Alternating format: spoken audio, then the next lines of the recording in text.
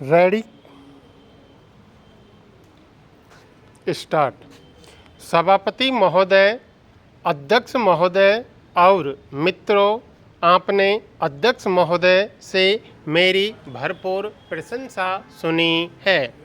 उन्होंने जो कुछ कहा है वह उनका कृपा भाव है, लेकिन इससे मैं कुछ भटक सा गया हूँ, क्योंकि मैंने आशा की थी कि हम यहाँ केवल एक दूसरे की प्रशंसा करने के लिए नहीं मिले हैं, बल्कि यह विचार करने के लिए कि देश के सम्मुख समस्याओं का कैसे सामना किया जाए। हमारे सामने जो समस्याएं हैं उनके हल के लिए हमने क्या किया है और क्या करना चाहते हैं, इस बारे में हमें साफ बात करनी चाहिए। मेरा विचार है कि अपने पिछले 15-16 वर्ष के रिकॉर्ड को देखते हुए यह कहना सही होगा कि हमारी अनेक उपलब्धियां हैं। एशिया में अपने पड़ोसी देशों से तुलना करते हुए अपनी सफलताओं के कारण हम सबसे अलग हैं।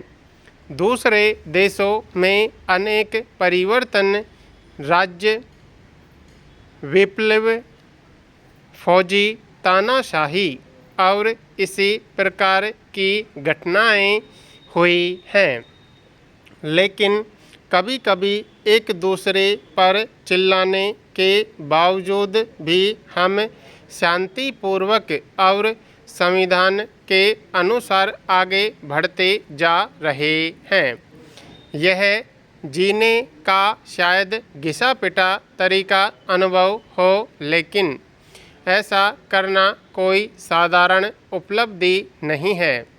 जो भी हो, जब कोई बाहरी व्यक्ति भारत और आसपास के देशों को देखता है तो केवल इसी तथ्य से प्रभावित होता है।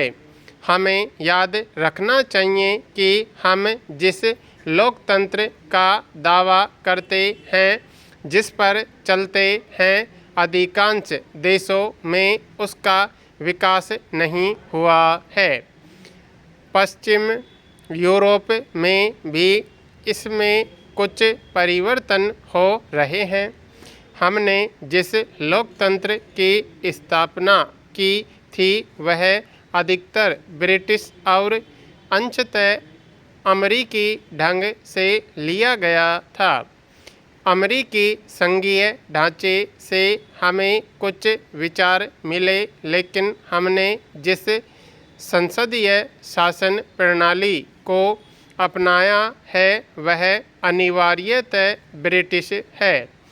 यह कल्पना करना कि यह स्वतः ही सही चीज़ थी ठीक नहीं है, क्योंकि अनेक देशों में यह सफल नहीं हुआ है और कोई नहीं जानता कि दूसरे देशों में भविष्य में इसका क्या होगा। भारत में मेरा विचार है कि हम लगभग सफल हुए हैं। मैं ऐसा करने का दुस्साहस नहीं कर सकता कि हम हमेशा सफल होंगे, लेकिन अब तक सफल हुए हैं और हमने काफ़ी मजबूत नींव रखी है। संसदीय लोकतंत्र अनिवार्यतः कानून और रूढ़ियों या परंपराओं पर आधारित है। संविधान के कानून से भी अधिक यह रूढ़ियों और लोगों के व्यवहार पर आधारित है। सभापति महोदय, वे लोग जो संविधान के अधीन काम करते हैं ढंग से व्यवहार न करें तो अच्छे से अच्छा संविधान भी असफल हो सकता है, जैसा कि और जगहों में हुआ है। इसलिए हमें हमेशा सावधान रहना चाहिए और ध्यान रखना चाहिए कि गलत प्रवृत्तियां हम पर हावी न हो जाएं। हम लोकतंत्र और समाजवाद का समर्थन करते हैं, किसी मताग्रही अर्थ में नहीं, बल्कि इस अर्थ में कि हम समाजवाद के कुछ मूल सिद्धांतों का समर्थन करते हैं। मैं नहीं जानता कि आप सब लोग जो यहाँ बैठे हैं मेरा समर्थन करेंगे।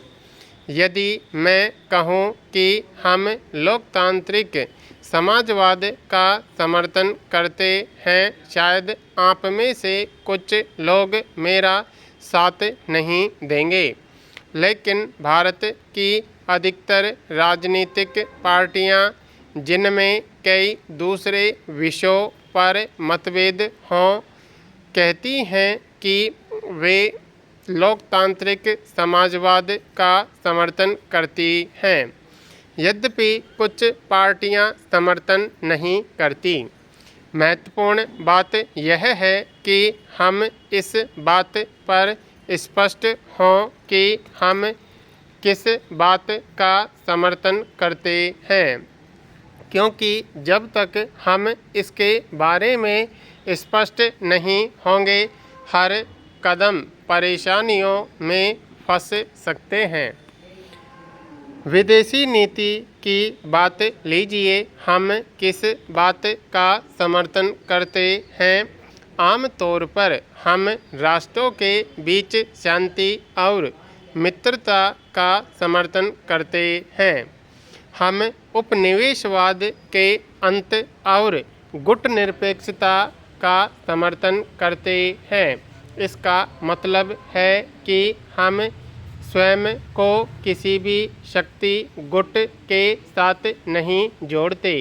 स्वयं को किसी फौजी गुट के साथ जोड़ने से हमें कुछ लाभ हो सकता है, लेकिन हमें बहुत सी हानि भी होती है और शांति के लिए काम करने की हमारी क्षमता उससे बहुत प्रभावित होगी।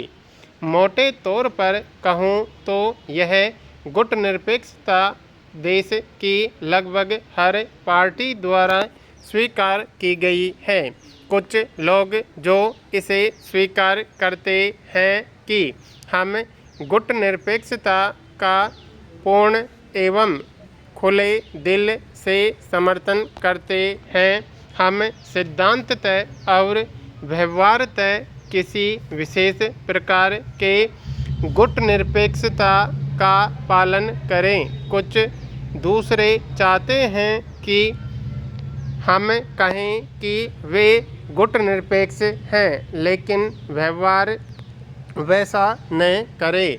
इसके अतिरिक्त कुछ ऐसी घटनाएं घटती हैं जो हम पर बहुत दबाव डालती हैं और हमें विलक्षण ढंग से कुछ न कुछ करने पर मजबूर करती हैं। यह सब समस्याएं हाल ही में उठी हैं। जैसा कि आप सब जानते हैं, हम असाधारण रूप से क्रांतिकारी मौलिक अर्थ में अत्यधिक संघर्षमय क्रांतिकारी युग में रहते हैं।